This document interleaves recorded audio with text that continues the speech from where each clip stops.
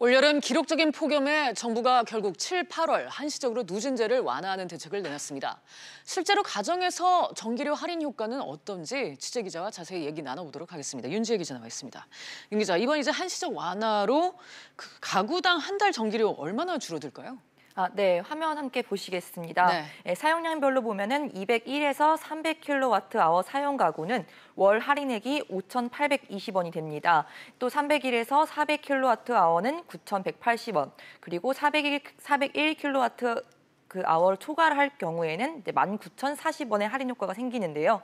기존 누진제에서 500kWh를 사용한 가구는 104,410원을 내야 하지만 이번 누진제 완화로 예상 전기요금은 27,773원 감소한 76,367원만 내게 됩니다.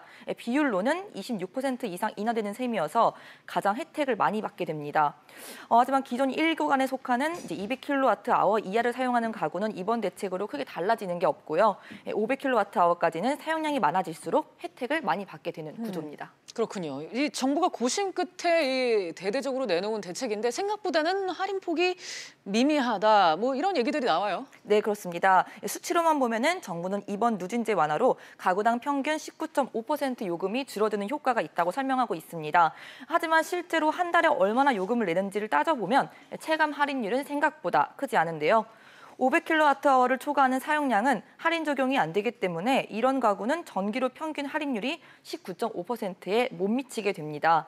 가령 소비자 전력 1.84kWh인 스탠드형 에어컨을 예로 들 수 있는데요.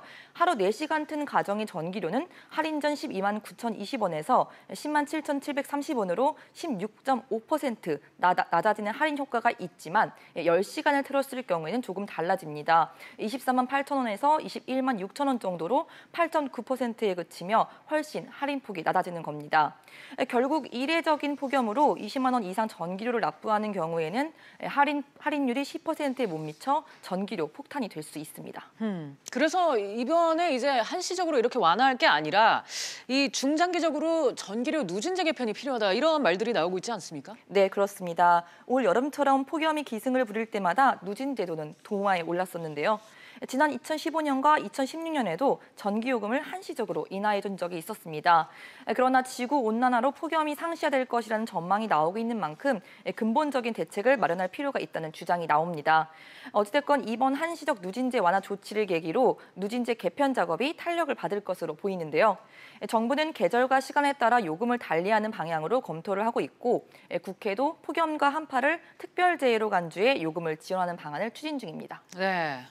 사실 뭐 세상에는 공짜가 없지 않습니까? 이번에 이 할인에 따른 부담 누가 지게 됩니까? 네, 한국전력공사가 지게 됩니다. 네. 정부는 이번 전기료 인하에 따라 발생하는 2,989억 원을 일단 한전이 부담하도록 했습니다.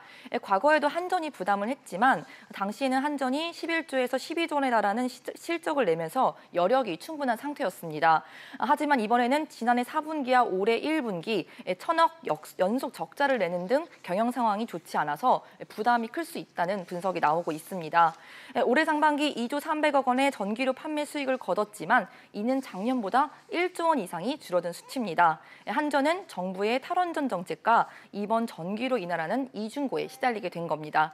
어쨌든 이런 우려감이 주가에 반영되면서 한전의 주가는 4년 7개월 만에 최저치로 떨어졌습니다. 네, 알겠습니다. 윤 기자 잘 들었습니다.